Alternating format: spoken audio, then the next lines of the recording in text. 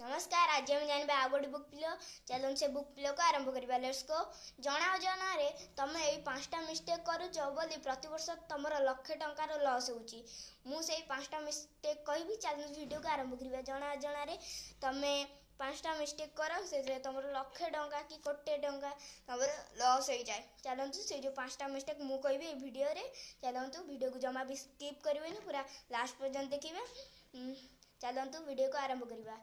पांचटा mistake रो number 1 होची ignoring inflation. आज मु मो सांग सहित देखाली, से कहला फाइनली आज मो स्वप्न पूरा होईची। तार स्वप्न थिला कि बड़ हेले एमितिका जॉब रे रहिबी, तार सैलरी 50,000 हेबो। 15 वर्ष पर तार स्वप्न पूरा हला। 50,000 सैलरी 15 वर्ष पूर्व बहुत हेउथिला 50,000। Number 2 not having an emergency fund. Not having an emergency fund. Second mistake जोटा आमे करूचु, सेकेंड मिस्टेक जोटा आमे समस्त करूचु, आमर इमरजेंसी फंड बनाउन। आमर निजर इमरजेंसी फंड आमे बनाउन।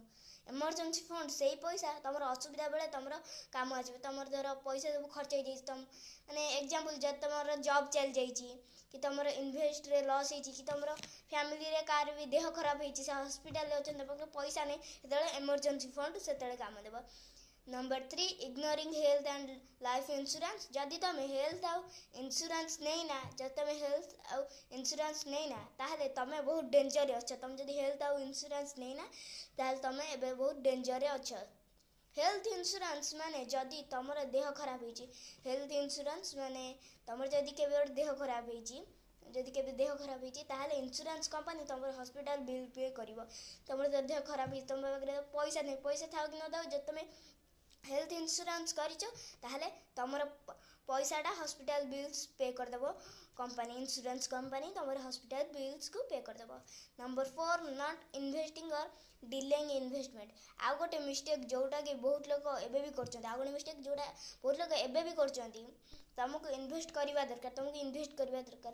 जेतेबेले तुम इन्वेस्ट कर तुम पैसा भी ग्रो हो, जेतेबेले तुम पाखु पैसा न थाए, तुम जदि इन्वेस्टमेंट कर तुम सैलरी आसीबा मात्रे बहुत लोग करती खर्च कर दियंती। ता भितर जदि से किछि लोक अछंती किछि सेविंग करंती, से सेविंग को इन्वेस्ट रे लगांती, इन्वेस्टमेंट करंती, तांकर पैसा ग्रो करे। ताहले आज तो आपन को इन्वेस्टमेंट करबा आरंभ करबा दरकार। नंबर 5 और लास्ट नंबर होची not marrying the financial right person. Not marrying the financial right person. आमको से व्यक्ति सहित बाहाबा दरकार। आमको से व्यक्ति सहित बाहाबा दरकार जे फाइनेंशियल भल थिबो। से व्यक्ति सहित आमको बाहाबा दरकार जे कि फाइनेंशियल फ्यूचर भल थिबो।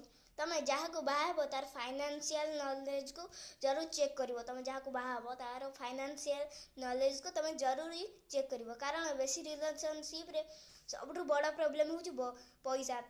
बेसी रिलेशनशिप रे सबठु बड़ा प्रॉब्लम होची कोन ना पैसा। तमे जहाँ बाहाबो ता चाहे फाइनेंशियल नॉलेज को चेक करिवो। ताले आज रो वीडियो को एडी एंड करची।